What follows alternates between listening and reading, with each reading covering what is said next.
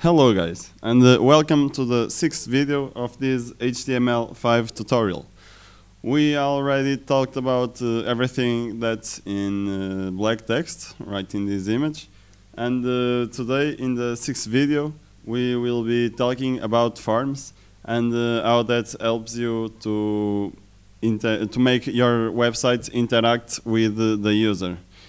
And vice versa. So let's not waste any more time and get right into it.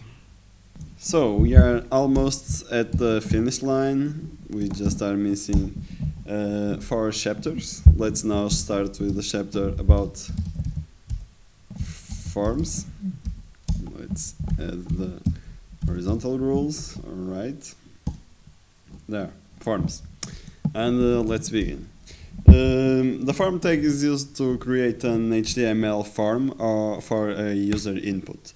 The form will normally call a PHP action, but nowadays you have lots of other technologies that can substitute a PHP action. So it may call another action, and that action will usually interact with the database. But all about that will be talked about in another tutorial. So, alright, let's start with the form input. As I told you, here you could put a PHP file with an action for when the form is submitted. The action will do something with the information inside the form, but that will be for another tutorial, so let's not put nothing there. I also want to be talking about the method, but because this is something to learn when we are talking about PHP and server-side technologies. So yeah, let's continue. First, we can here, let's go for a login form, for example. Let's put username. And after the username, we want to have a input. So the user, the visitor, can put his username inside this input.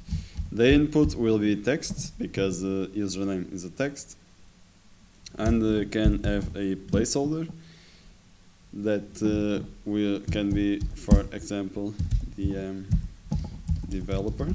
That's a username.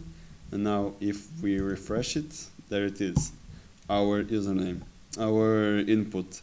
And what the placeholder does is this basically. It before you write, it puts something that an example that you can how you can fill this input. There are a lot of other types of inputs, but I will be, as I go along, talk about the different types.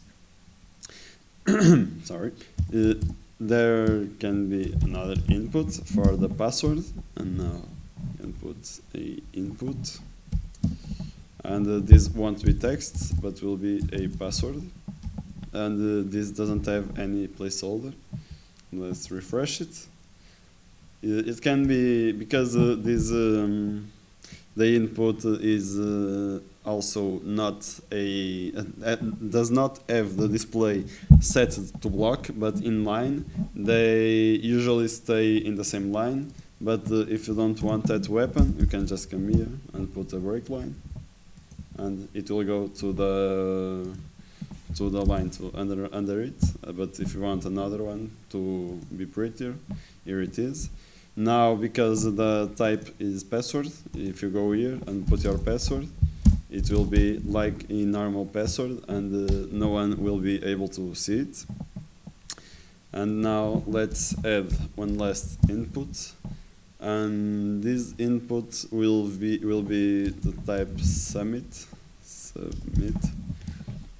It won't have a name nor an ID, but it will have a value, and that value will be to submit. Well, this is another type, and it is a button. Let's put a break line here, okay, and it is a button.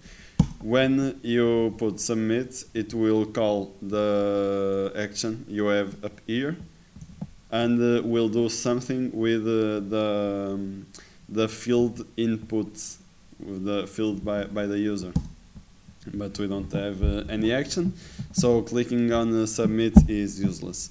Here the attribute value, this is a predefined value to submit this form, but you will see a bit later that this value can have have other values, and you will see how it works better.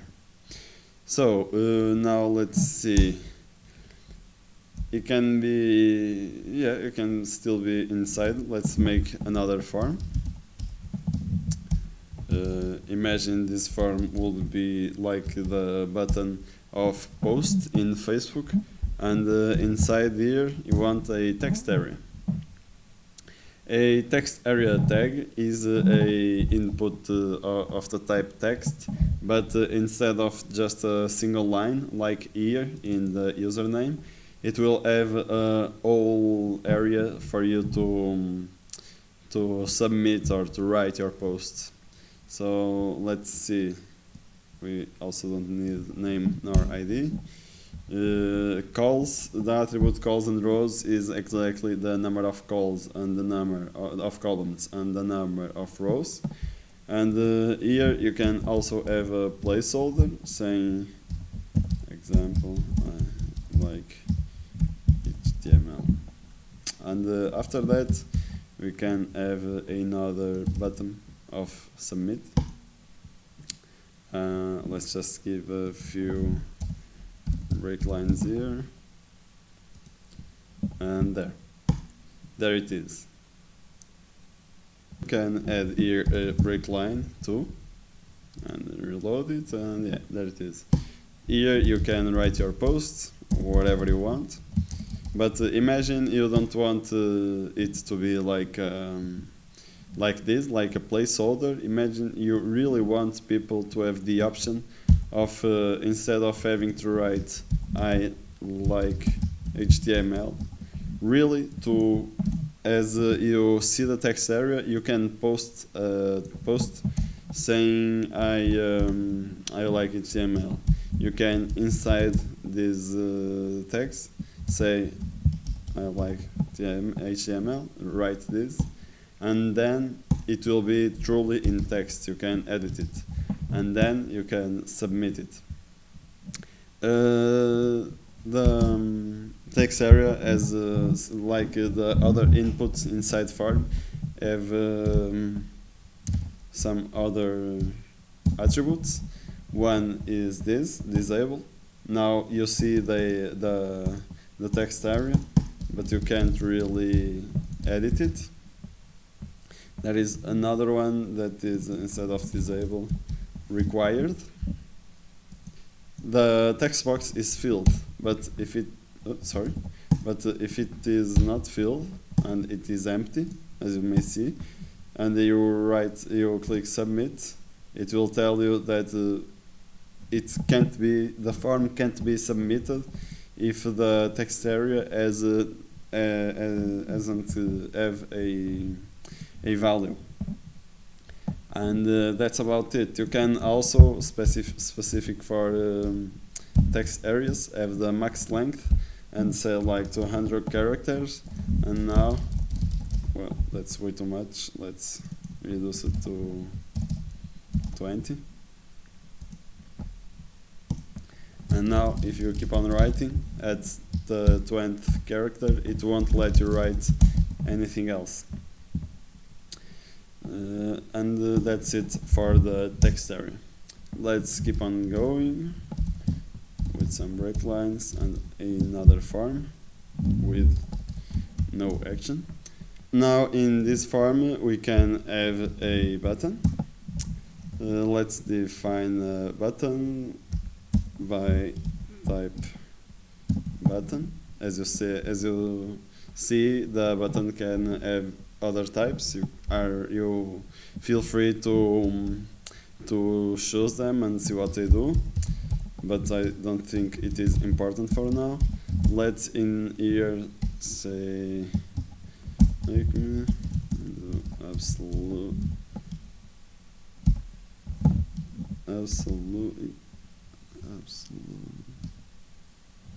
I do absolutely nothing. Now you can refresh it. You will have here a form that doesn't do nothing.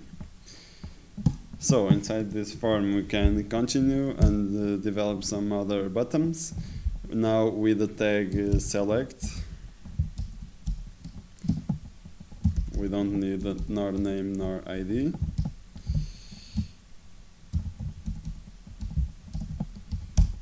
We can use the select tag to make a drop-down list and add options to so the user can choose various options. So options are added with the option tag, like so. The option tag will have a value. Imagine we are trying to make brands of computers. Let's start with HP. Then another option, and we can put here Asus.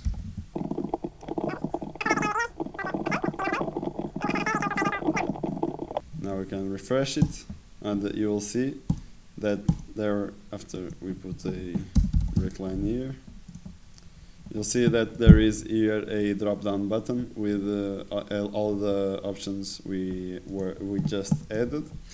Let's add another break line. Okay, and let me tell you what the value will do. Well, imagine here you don't want to have Asus.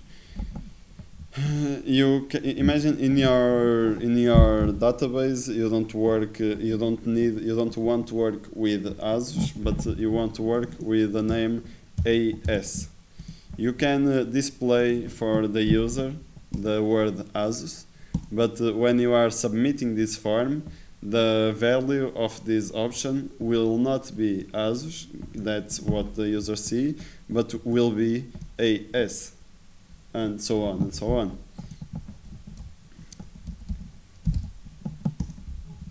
Okay, after that we can add another select, but let's see now we want to instead of adding this kind of options, let's say we want the people to select a kind of food or a kind of drink they want. So we can add another thing that a opt group is for option group, of course, and we can give a attribute called label. This attribute can be, for example, drinks on the first one, and on the second options group, it can be the label of food. And now just add options. We have a option for water. Now we have a option for example, orange juice. And we need to put it in value also. And now, for example, lemonade. And there, people can choose one of these drinks. Now we can go to food, and in food you can put something like pasta, for example.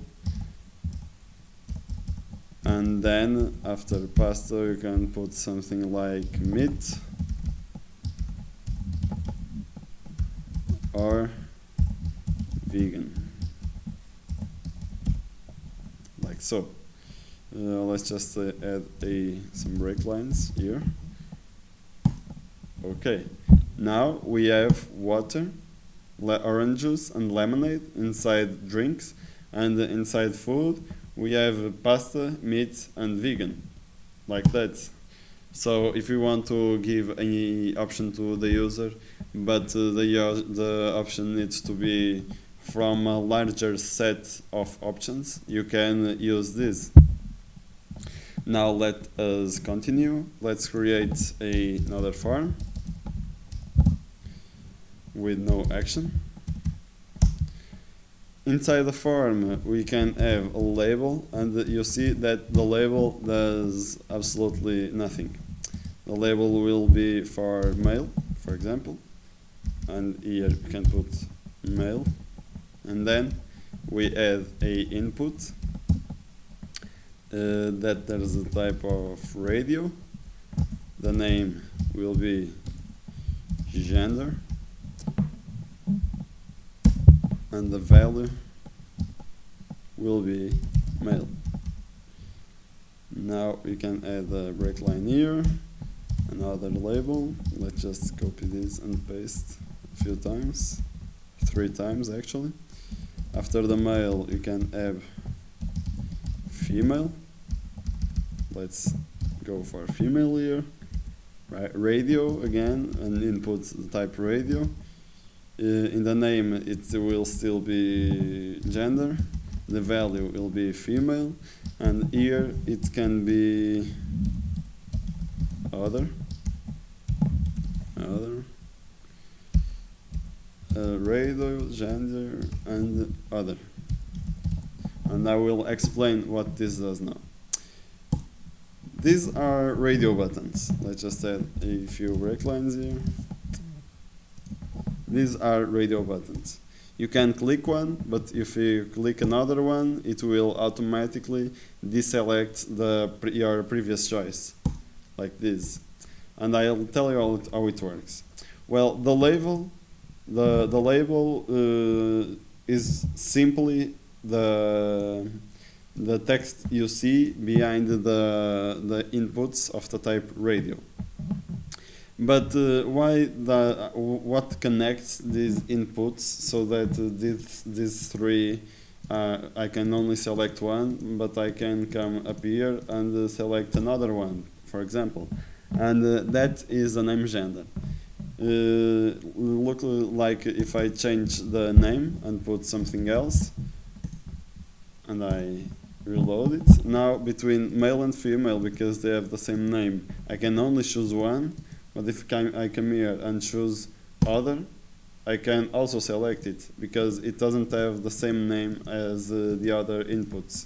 So what the name does is connect the inputs, or connect the elements, and make so that the elements with those names work the right way, work how it should work. A radio button should work like this, so if they are associated, you will be able only to choose one of them, like so. Let's keep on going, and now start with another new tag that's called field set, like this. The field set you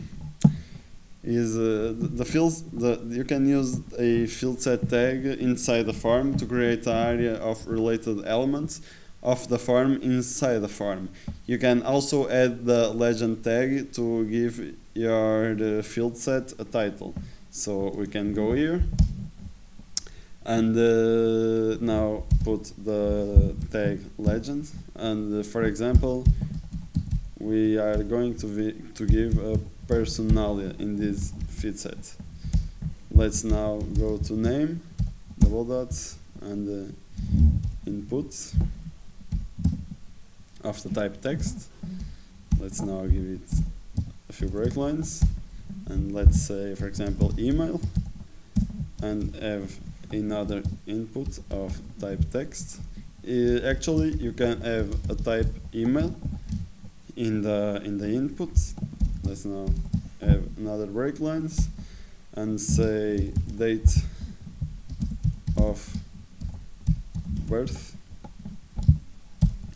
and we can have another input, and here you can put date. And now you see that we have here personalia, where we can write my name like so. I can write my email, like I'm developer.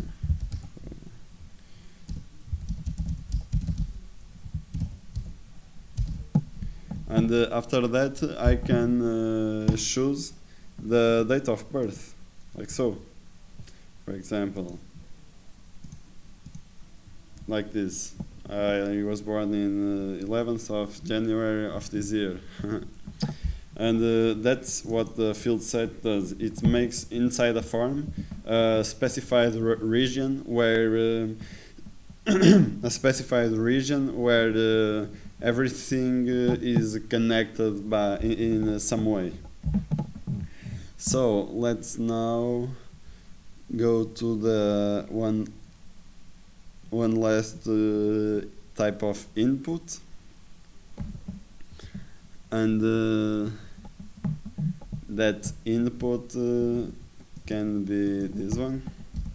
Let's add the break lines here, and now add a input. Let's, instead of giving it a type, give it a parameter called list and call it PC brands.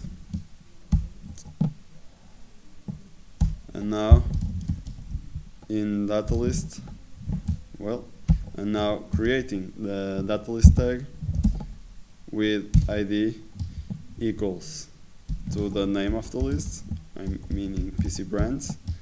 I can close it, create it, and now I can just copy paste